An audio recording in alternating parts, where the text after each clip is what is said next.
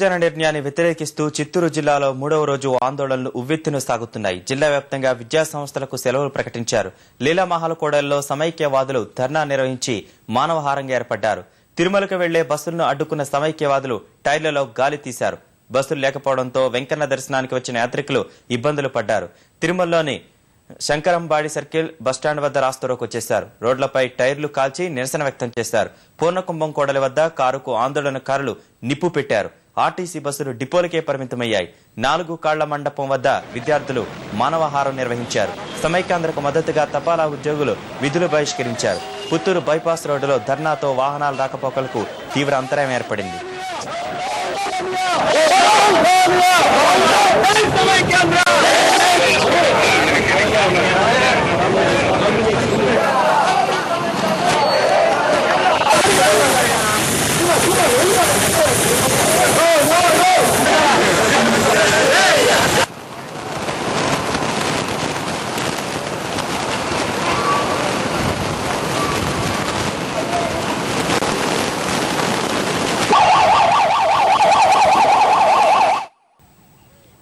ఇక చిత్తూరు జిల్లాలో తాజా పరిస్థితిని మా ప్రతినిధి రవిచంద్రన్ అడిగి తెలుసుకున్నారు. రవిచంద్ర, ప్రస్తుతం జిల్లాలో పరిస్థితి ఏంటి? అదేవిధంగా తిరుమలలో భక్తులకు అసౌకర్యం కలుగుతుంది కదా, మరి పరిస్థితి ఏంటి? రాష్ట్రాన్ని సమైక్యంగా ఉంచాలంటూ సమైక్యవాదం ఆందోళనలు తిరుపతి అలాగే చిత్తూరు జిల్లా అంతటా కూడా ఉధృతంగా సాగుతున్నాయి.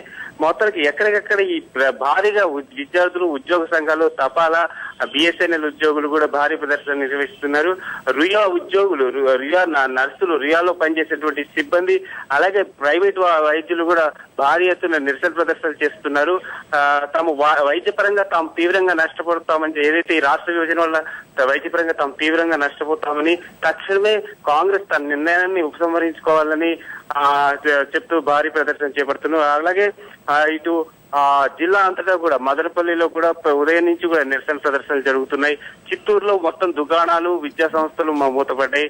అలాగే శ్రీకాళహస్తిలో నిత్యం రద్దీగా ఉండేటువంటి శ్రీకాళహస్తీశ్వరి ఆలయం భక్తులు లేక పోసిపోయింది. అలాగే తిరుమల, ముఖ్యంగా తిరుమలకు రోజు 40 నుంచి 50 వేల పైగా భక్తులు వచ్చేది. కేవలం 25 నుంచి 35 వేలు మాత్రమే వస్తున్నారు. ఇటు ఆలయం ముందు కూడా భక్తులు లేక బోసిపోయింది. క్యూ లైన్లు కూడా ఖాళీగా ఉన్నాయి. అలాగే తిరుమలకు వెళ్లే బస్సులు కూడా ఇవాళ, మొన్న తిరుమలకు వెళ్లే బస్సుల్ని పోనిచ్చినా కానీ ఇవాళ మాత్రం సమైక్యవాదులు తిరుమలకు వెళ్లే బస్సులను కూడా అడ్డుకుంటున్నారు. అలాగే మొన్న వచ్చిన తిరుమలకు వచ్చిన యాత్రికులు తిరుగు ప్రయాణంలో కూడా బస్సులు లేక చాలా ఇబ్బందులు పడుతున్నారు. ఆర్టీసీ బస్సులన్నీ బస్ స్టాండ్ కే పరిమితం అవుతున్నాయి. ధన్యవాదాలు రవిచంద్ర. కడప జిల్లా